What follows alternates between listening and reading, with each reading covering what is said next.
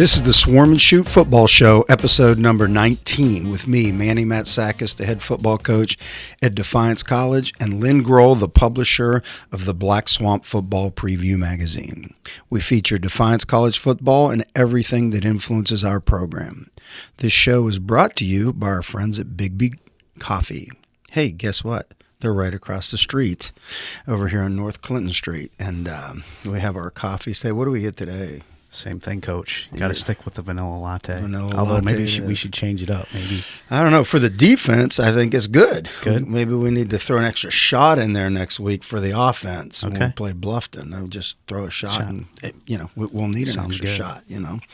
But on to that here at a later date. But hey, go across the street. And this week we've got a home game against Manchester on campus. So we urge our fans and everybody out there to go to Big B before the game and get a tall one. And why don't you get an extra shot of espresso in there and bring me one over to the game, and we'll be ready to roll. You in? absolutely, Let's absolutely. Just come on the sideline. Let's see what we can do. Yeah, for sure. So, Lynn, you've been going to quite a few high school football games lately. So what's coming up this week? Yeah, we have 9 area teams that have gotten into the postseason. So 3 games on Friday, and then 6 more on Saturday. And actually, the Northwest Ohio Athletic League has 4 teams in, and all of them are hosting. Wow. Which is quite a feat. That is quite a feat, and there is tremendous high school football in Northwest Ohio, as we affectionately call it, the Black Swamp region. Absolutely. Right? Yep. And it's pretty cool. One of the playoff teams is coming up here practicing in our stadium on Friday, which is awesome. Yeah. And it's Coldwater that's coming up here. Okay, yeah. So that'd be pretty neat. Yep, they got Archibald on Friday. That should be a heck of a game. Should be, yeah. That'd be awesome. That may be the one I go to. I think they're doing a walkthrough in the stadium or something. And, yeah.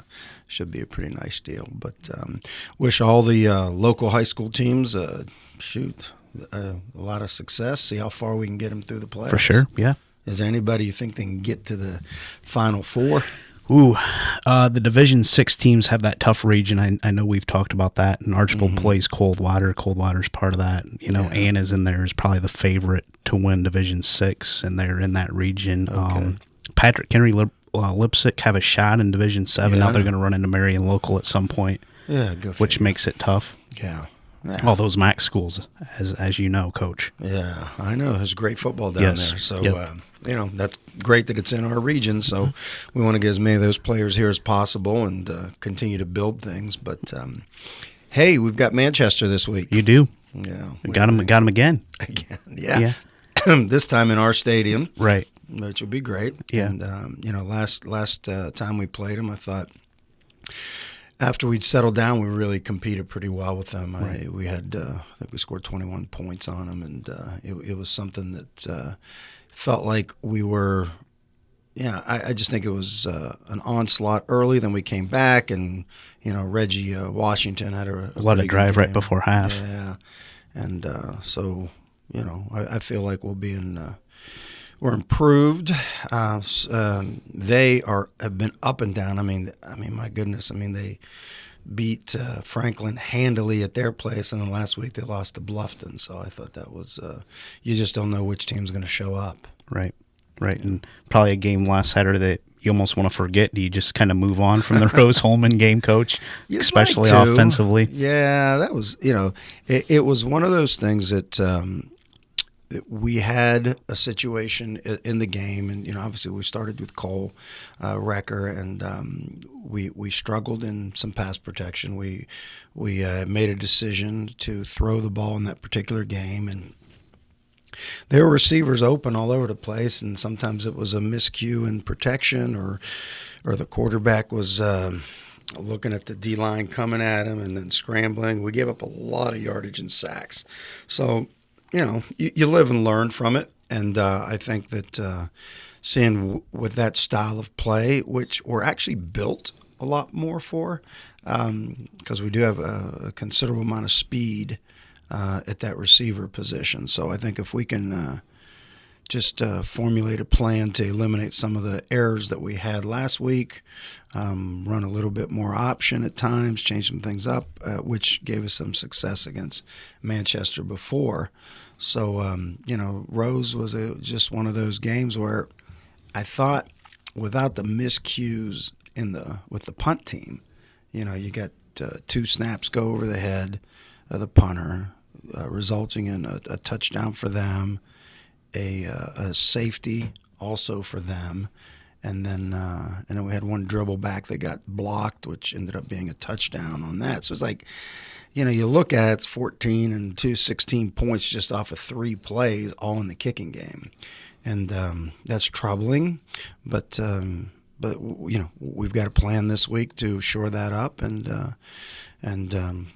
finish up strong. Yeah, defense keeps taking steps in the right direction Wow. in your mind. A lot, and that's the whole thing. You take those 16 points off the board, and then some of the offensive miscues that gave them some easy plays. That was, it was a much better, I think, job by our defensive guys. We did get turnovers, also turnovers on downs because a couple of times they went for a 4th down. We stopped them both times. So it's like you get that, and you start seeing guys starting to rally to the ball. We've just got to do a better job of just when we tackle to run through people, and I think that'll come with practice, and it'll come with the weight room in the off season. Put your finger on the improvements defensively. Where has that come here the last few weeks in your mind, Coach? Well, the one thing that stands out the most is probably the less mental errors just recently. Guys actually being in a good position and maybe pulling their trigger a little sooner to get up and make a play. Because when I watch the defensive side of the ball, I'm like, okay, we're really young. I know we had 8 freshmen out there starting and probably about 6 or 7 more playing, in rotation just on the defensive side of the ball.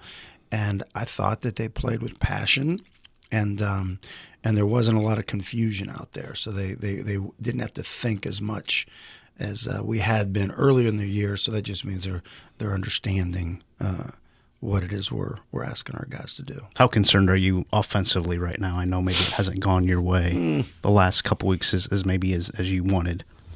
Well, it's you're concerned during the game because you're trying to win the game and move the ball and all that.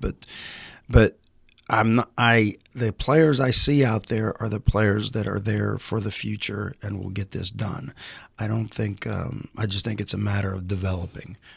Receivers catching more balls, working on their skills in the off season. Offensive linemen, putting weight on so they can handle the defensive linemen we face in this conference. And then just being in the system longer will help.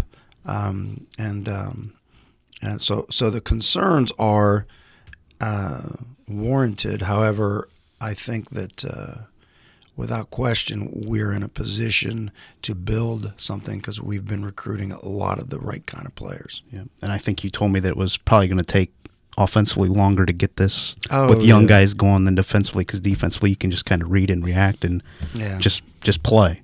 Well, usually that's the case. I mean, but it's just one of those things. It's like we've got to, if you're a passing team, you've got to do a great job protecting. The quarterback's got to get the ball out of his hand. If you're an option running team, the O-line better be really good, and the quarterback's got to make great reads. So those are 2, ends of the spectrum offensively, and that's where we've been. We've been like heavy run and heavy pass just recently. So I don't want to.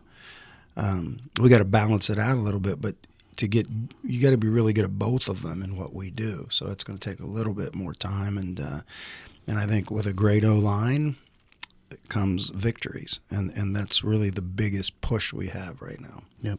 Take me through the first Manchester game, 5-6 weeks ago. Yeah. What do you take away from that game as you go into this Saturday here at home? I took away that after we settled down, that we could play with them, and we did some things. And we had some very explosive plays. I think Defensively, we were out of position a bit throughout the game. We made some good adjustments. I think we're a lot better defensively. My biggest concern right now is in the kicking game, because we did not have a good special teams effort in that particular game, and right now that is currently the weakest part of our game. So we've got to, we just got to urge our guys to understand how important that is, because you look at hidden yards in a game, and when you're giving up punts like that, the ball sailing over the punter's head. I mean, that's a dramatic difference. Not only are you giving points, and then for dribbling the ball back, there's just a lot of things just with that punt team that have been frightening, that have basically made games a lot bigger margin than they should have been. So I think that from that Manchester game, if we can really just make significant improvement in the kicking game and just keep improving what we're doing in defense, and go back to some of the things that worked offensively. Yeah, and obviously they have a great running back with the Henderson kid that obviously is probably going to be a point of emphasis defensively this week. Oh, there's no question. He's an all-conference back. Right. I mean, he's very good, and he breaks tackles. It's, I just think right now our defensive guys are at least getting to the point. We just have to run through the tackle. I mean, this guy was like Superman last time. He's just bouncing. We're bouncing off of him. And I think if we can play with the kind of passion that we're capable of, and just when you hit him, you just keep coming and then bring more guys to the tackle. And because he's going to get the ball, and their quarterback is also going to run the ball as well. So, I mean, it's going to be – I don't know that they're going to change anything. They've been trying to throw the ball a little bit more lately, but they also lost to Bluffton trying to do that. So if I'm them, I'm going back to what beat Franklin, and what beat the other teams when they were so formidable early in the season. And like everybody, we're trying to finish up strong. Yeah, take me through it as a coach, and I don't know how many times as a coach you've played a team twice. Playoffs maybe and that sort of thing. Do you have to change anything coaching wise? Do you come up with anything new the second time you play a team because you know each other so well? Well, the only time I've ever done this is in the Canadian League. Okay. Because there you play everybody twice. Heck, one year we played Montreal 3 times, wow. and we played them in the preseason, so it was like 4 times against Montreal Alouettes. So it's like, I think our plan up there a lot, and you got to decide what you want to do. It's sort of like last night when you look at Belichick against the Ravens. It's not the Patriots, but it's Belichick against the Ravens. And he knows he's going to face him again. He just knows. Right. So I think from my understanding of what Coach Belichick is like.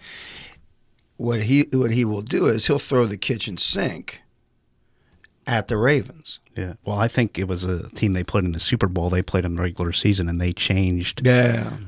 They ran a play in the regular season to set it up for the playoffs. I think it was an AFC team actually. Now that I think about it. Yeah. And see that, and that's his MO. So he's sitting there. He's like, well, okay, I'm going to throw everything at Lamar Jackson to see how he reacts to this look, that look. What's his answers? And he's basically building a portfolio for when they meet again. Yeah. And all he's doing is getting in the guy's head. And the next time they face each other, who knows? And he's known for that. So I've seen that be a very successful strategy, because it's tough to beat somebody twice.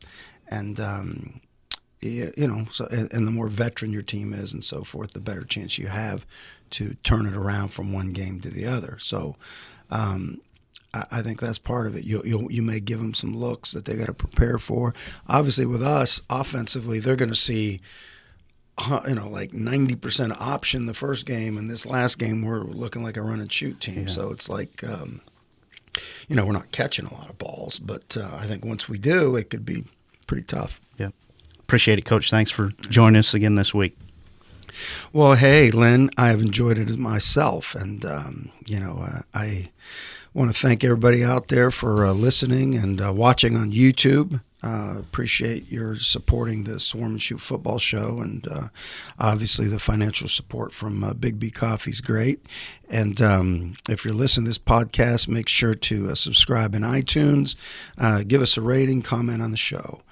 For everybody out there viewing on, watching this on YouTube, subscribe to the YouTube channel. I've been getting some good emails from you, and some good comments and so forth. So I appreciate that, and we'll hit that because next week is a big week. Coming up, the final game of the season will be next week. We've got the Bluffton Beavers coming to town, and they're on a roll. So we'll see how they have Franklin this week. So after week 9, we'll see how things shape up for week 10. So excited about it, and thanks again, everybody out there, for your support.